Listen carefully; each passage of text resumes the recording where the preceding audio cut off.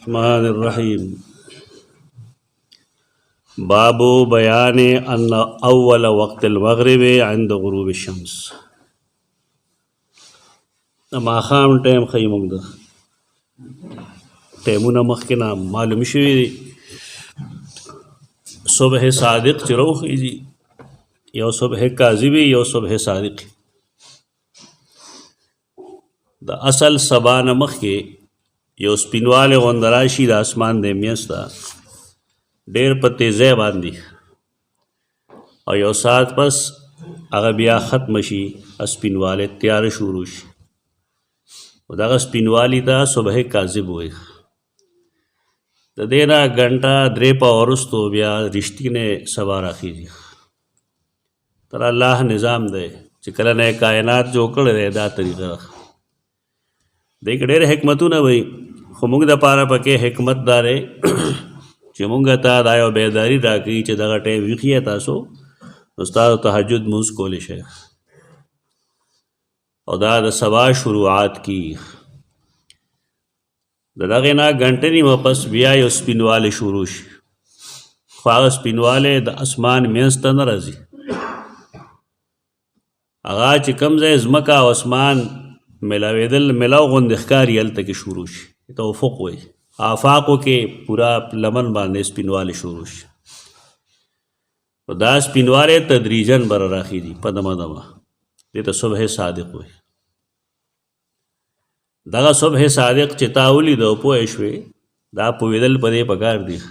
هر وخت ګړی نه سړي سره ګړی بې ټایمه کې هم کېدی شي لیکن دا سیزونه دا نه خرابېږي دا ټیک ټاکي دا قدرتي ګړی دی. دغه چې ښکاره شو نو سبا مونځ ټایم شه ده بانګ ویلی شي او دا چې کله ښکاره شي نو بیا خلک روژه هم بندوي. حکم دی دا چې روژه بند نه کوي. قرآن فرمایلی دی حتی یتبین لکم الخیط الابیض من الخیط الاسود من الفجر. سپین تار چې د تور تار نه جدا شي یعنی ورځ چې د شپې نه جدا شي بیا تاسو روژه ونیسئ.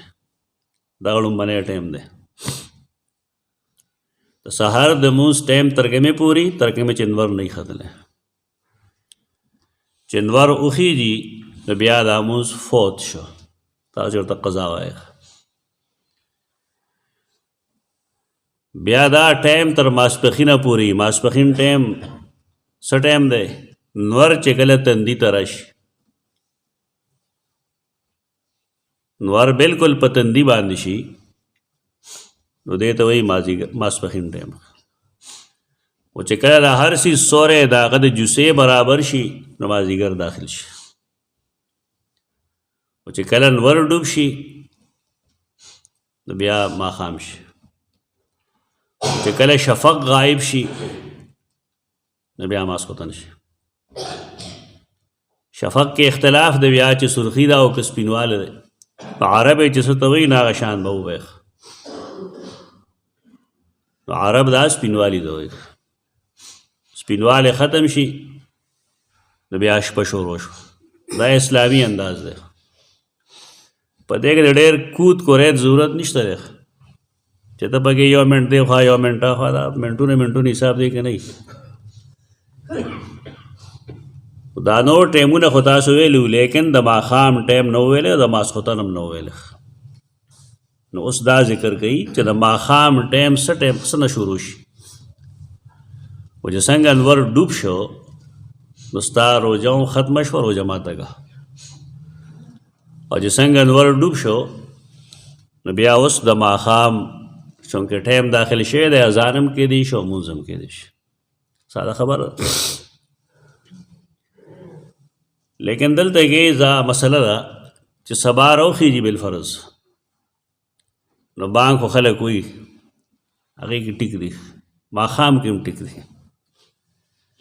خو د ماسپښین سره یې بالکل نه لګي. ماسپښین ستا د ګړی کې هم ټایم لیکلي څه ټایم ماسپښین کېږي 12:20 شل منټه د پاسه 12 باندې ماسپښین کېږي. هلته څوک مانګ نه وایي هغه یوې بجې ته به انتظار کوي. دا کمی دي زموږ عملونو کې. او مازدیګر کېږي په 3:02 باندې 3:02 باندې او بانګ څه وخت ویلی شي په کم 4. دا ظلمونه دي. هسې بس د خپل طبیعت مطابق یو شی چلو مونږ د سنت مطابق کول غواړي. دا مطلب نه چې دا مونځ کېږي نه کېږي، دا مونځونه کېږي، لیکن زمونږ د پاره طریقه دارا چې د رسول الله صلی الله علیه وسلم طریقه خپل مخې ته کېږي. د ماښام مونځ خلک ډېر وختي کوي. په دې وجه نه کوي چې حدیث کې راځي، په دې وجه کوي چې دې مذهب ده. دغه حدیث سره زمونږ چړ دغه دی، دومره وختي کوي که نه، دومره چې کله مؤذن اذان وکړي نو هغې پسې سنت درود شریف هم نه وي، دعا ورپسې هم نه وي. هلته مؤذن اذان ختم کړي، هلته تکبیر شروع شي. دا کمی دی، دا غلطه طریقه چې دومره وختي کول مطلب دی نو بیا نور ټول مونځونه وختي ولې نه کوي، څه چل دی پکې؟ دا خو تا د ټایم وښو چې کله دغه ټایم شو نو ستا د مونځ ټایم داخل شه. بس دا نه و چې ته یې سمدستي وکړه. ځکه چې هر سړی نه د سهاري ویښي، دا د وخته به لویانم کیسه یې بنوي نو بس تاسو ټول ودی په دې خرچه نه کېږي که چې راځئ نو دا کولاوی سر خوړلی ځان سره مخکې لړه یا وروسته لړه و. تاسو دې مرض معلوم دی، پاکستانیان دي زموږ په شان.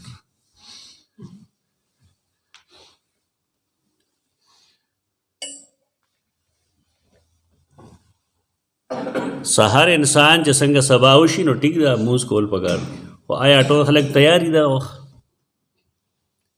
تیار نه وي. چاته لامبلو ضرورت دی، چاته د اودس ضرورت دی، د چا کور لرې د چا نږدې دی، جومات ته به راځي، څوک به اودس کوي.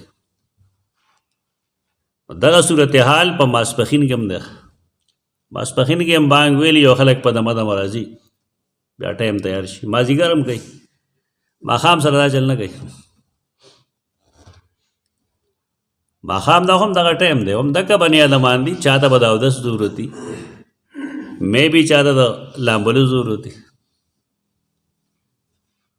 دا مسله نه ده، دا یو شی دی، بس یو عادت جوړ شوی دی.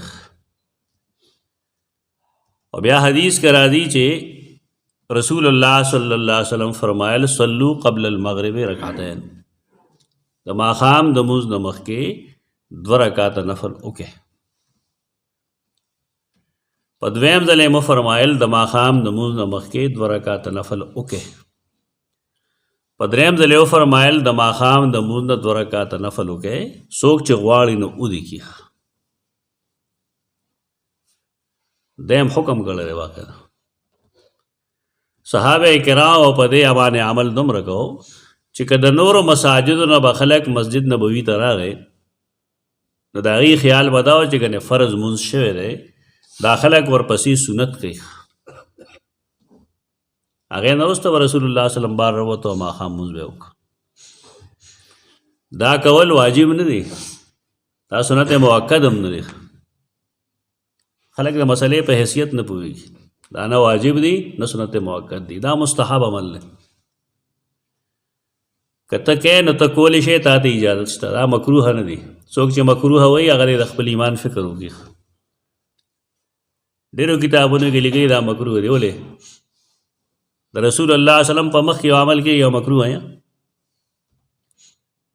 او حدیث ته واضح چې صحابه کرام ودا کول. ادام واضح حدیث ته چې څنګه به بانګ ختم شو فرمایي چې مونږ به ټولو منډې کړې دې دپاره چې مونږ 2 رکعاته مونځ وکړو، نو ستنو مخې ته به ودرېدو، دې دپاره چې ستنې ته د سترې پته ور ودرېږو.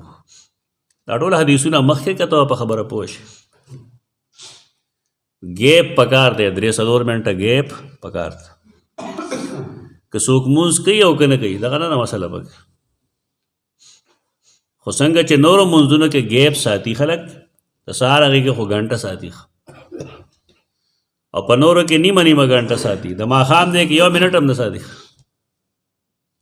خدای کې ګیپ وساته روزه کې ټول ساتي د خېټې د وجې ټول ساتي لیکن د نبی کریم صلی الله علیه وسلم د حدیث د وجې ټول نه ساتي ورته 2 رکعاته کولی شي دا نوی دین دی نوی دین نه د مدینې منورې دین دی دا دلته عجیب عجیب خلق دی چې بھائی خان سټاپ کې یو جماعت ته پخوانه هغې دا کار دی چې کله د ماښام بانګونه وشي په روژه کې هغې بانګ نه وایي هغه امام استاد خلقو ته وایي روژه ماتوی دی بانګونو سره خو چې کله ښه کور ډوډۍ وخوري ښه مزېدار نو بیا راشي نو بل بانګ وایي مونږ چې ځو ماښام مالې جومات نه تاسو ځای بانګ وایي دا هغه بانګ دی بانګ وایي ولې بانګ پسې متصل مونځ کول پکار دی دې ته د علم دیوالیه وایي تبعی د خالص یعنی ټیم داخل شوی دی او تا بانګ نه دی ویلی لمونځ به نه کوې ډوډۍ مخکې وخوره خیر دی دا لوبه ده دا دین نه دی 3-4 منټه ټایم ورک د دې فایده به دا وي چې که څوک کجوره نیمه خوري ودې خوري او که ټول لمونځګزار په دې متفقي چې موږ به ډوډۍ خورو او بیا به راځو هم ټیک ده خو ټول دا نه چې یو کس دې خوري او نور دې نه خوري خوراک کولی شي چې نشي کولی د ماښام د مونځ ټایم دور مختصر هم نه دی رسول الله صلی الله علیه وسلم یو ځل د ماښام په مونځ کې سورة الاعراف وایي بیا قرآن کې وګورئ چې سور وګورئ نیمې په یو رکعت کې ویلو او نیمې په بل رکعت کې ویلو یو صورت مګد دی بل د رسول الله صلی الله علیه وسلم طریقه دا وه چې هغه په هر آیت ودرېده رسول الله صلی الله علیه وسلم طریقه دا وه چې هر آیت باندې به هغه سټاپ کو تو وایه چې هغې باندې به څومره ټایم لګېدلي دا ټیک ده چې دا ټایم کم دی خو د ګنټې نه کم نه دی په دې وجه علماء دیوبند دا لیکلي دي چې د ماښام اذان وشي نو بیا د ماسخوتن او د ماښام په منځ کې څومره ګیپ پکار دی نو د اذان نه واخلې تر بل اذانه پورې کم از کم په باندې 1 غنټه او زیات نه زیات 1.5 غنټه بلکې مفتی کفایت الله خو لیکلی دی چې د 1.5 غنټې نه سیوا کول ګناه دی ا دې نقشو کې بیا ګویا 2 غنټې سیوان ټایم صادق دي ته هیڅ شی نه معلوم دي لګیا دي بس خپل طبیعت باندې لګیا دي عجیب غریب کار دی که ته قرآن خی ورته نه مني حدیث ورته خی هغه نه مني د استادانو کتاب ورته خی هغه هم نه مني ځان له یو شی جوړ کړی دی په دې ټایم کې موږ ته د ماښام د مونځ ټایم ښیي په دې کې دا 3 منټه 4 منټه موږ روژه کې هم ورکوو د الله په فضل او کوجه کې هم ورکوو موږ دې کې فرق نه راوست د خلکو پای کې فرق یې هغې روژه کې 15 منټه ایساریږي ډوډۍ خوري او په عام ورځو کې 3 منټه ټایم هم نه ورکوي بیا د کلي کم کسان چې راځي که نه دې هم ځان په دې پوهېږي بانګ به ویلې شوي مونږ 3 منټه ویلي ادې صاحب به 3 منټه به ختم شي را به شي دغلته به ولاړي د نفل کوم او زیاته کې اوس چې تا ته معلومه ده چې بھائی دې ټایم 3 منټه یا 4 منټه ورکړی دی او هغه تېر شي نو ته څه له ودرېږي جماعت رستو کوي ولې دا شته یو 2 صاحبان شته فرض مونځ نه کوي او دغه ټایم نفل راشي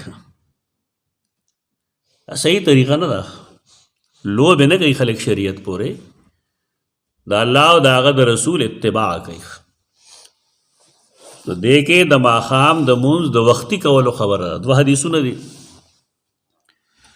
یو حدیث د سلمه دی رضی الله تعالی عنہ قال كنا نصلي مع النبي صلى الله عليه وسلم المغرب اذا توارت بالحجاب کله چې بنور ډوب شو نو موږ به رسول الله صلی الله علیه وسلم سره د ماښام مونځ کوو ٹھیک ہے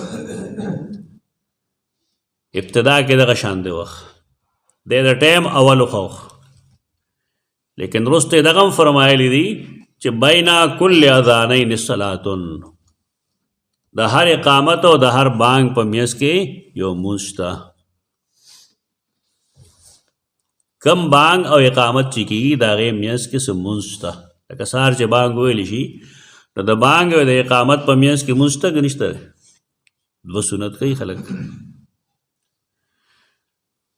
د ماسپښین هغې کې بانګ چې ووایي نو د اقامت او د بانګ په میس کې خلک سنت هم کوي او نفل هم کوي. د مازدیګر بانګ چې ووایي نو دلته کې خو نه کوي، هلته کې پنجاب کې خلک نفل باقاعده مونځ کوي، سنت یې کوي، څلور کوي، څوک شپږ رکعته کوي. د ماسخوتن یې کې هم شته، خو د ماښام دی ته ایستلی بیا لکه څه چل دی 2 رکعته 3 منټه ټایم دومره ډېر نه دی. 2 رکعتو باندې 3 منټه لګي. صحیح 2 رکعته چې کوي 3 منټه پې لګي. یا دغه ټایم خاموش کښېنه یا اودس تازه کا. دا نه لازم نه ده چې ته 2 رکعته وکړې، لازم دا ده چې ته ګیپ وساتې، کم سے کم دومره ګیپ چې یو مونځګزار پې کې اودس کولی شي. دویم حدیث کے راضی در رافع بن خدیج رضی اللہ عنہ قال كنا نصلي المغرب مع النبي صلی اللہ علیہ وسلم فينصرف احدنا وانه ليبصر مواقع نبله. مازدیګر مونځ به ماښام مونځ به پرنا کې گو روافظ دی، روافظ یا هغه کې یو جماعت ستره راغی فرض مونځ چې تاسو کې نه بانګ هغه وخت کې دی غاړه نه راځي. دی د ستورو د خورېدو نه وروسته بانګ وایي، چې ستوري ښکاره شي بیا بانګ وایي. بس دین د هر چا پکې ځانه ځله سپیا که تپلې رسول الله صلی الله علیه وسلم باندې تړی نه برانځي چې خپلو مشرانو ورته څه ویلي بس یې پسې روان دی. دا یاد ساتئ چې که تاسو اتفاق او اتحاد پیدا کوئ نو د رسول الله صلی الله علیه وسلم سنتونو باندې عمل وکړئ.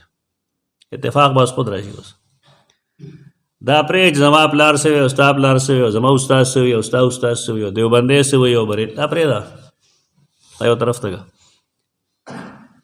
واحد هغه ذات چې په هغه اتفاق راځي هغه دی سیدنا محمد مصطفی صلی الله علیه وسلم. ارے اتفاق صورت ده بس کمکار هغه کړی ټیک دی، هغه دی که د بل چا د بخۍ والو ضرورت نشته. هغه به د ماښام مونځ وختي کوو، موږ دا نه و چې ته نیمه ګنټې ته ورسوه، 2-3 منټه ګیپ وساته بیا مونځ کوه او دومره وختي به کوې چې صحابي فرمایي چې موږ به کله بار ووتو کنا نصلي المغرب مع النبي صلی الله علیه وسلم، د ماښام مونځ به اکثر رسول الله صلی الله علیه وسلم مختصر کوو. دا یو ورځ یې داسې کړی چې سورة الاعراف یې ویلی. بعض روایتونو کې د سورة الطور وینا هم شته ده، خدا چرته عمر کې یو ځل 2 ځله. عمومي طور د نبی کریم صلی الله علیه وسلم د ماښام مونځ به مختصر و. د مونځ د اختصار خبره چې مونږ وکړو نو د هغې مطلب خلک دا والي چې زر زر مونځ وکړه. مونځ زر زر کول ګناه دی، اختصار جدا چیز دی. اختصار دا دی چې سړی سورة الفاتحه ووایي نو پې پسې اوږد صورت نه وایي، لنډ صورت وایي. بس دک ځای کې اختصار دی. مونځ کې بل ځای کې اختصار نشته دی، په رکوع کې هم نشته دی، په سجده کې هم نشته دی. دا مولان چې کوم تراویح کوي صاحبان کوم چې موږ اختصار نه کار دا نه کېږي، دا اختصار نه دی، دا تا واجب شی پرېښی. اختصار د دین کتابونه لیکي دا په قرائت کې، یعنی صورت به اوږد نه وي. دا نه چې زر ټیټ شه زر نه دا مونځ نه دی.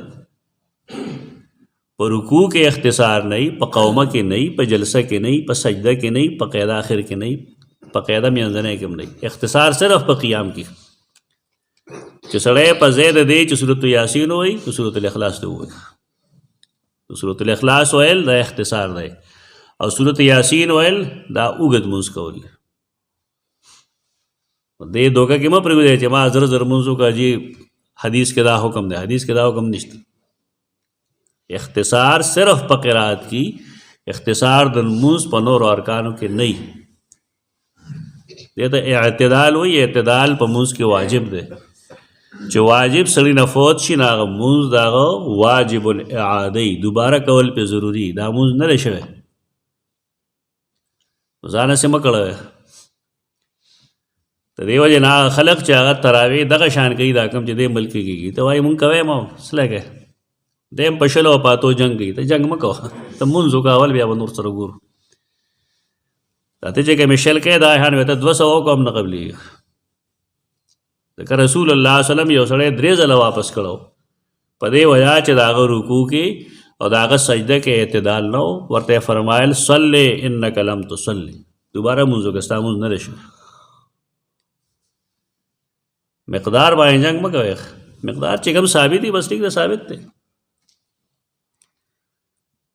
مون سره غپ نه لګو کنا نصلی المغرب مونږ به د ماخام موس کو مع النبي صلی الله علیه وسلم د نبی کریم صلی الله علیه وسلم سره فینصرف احدنا نو لا بل د مون زمونږ یو مرګره څنګه حال کې ولړ پدا سے حال کې چې وینه لا یبصرو پدا سے حال کې چې خامخاغه بلیدو مواقع نبله غشه او لیندو دا دو سوزونه دا عرب لاس کې بور وخ غشی ته سهم وای لیکن کم غشی چې عربو کې جوړ نه ته نه بل وای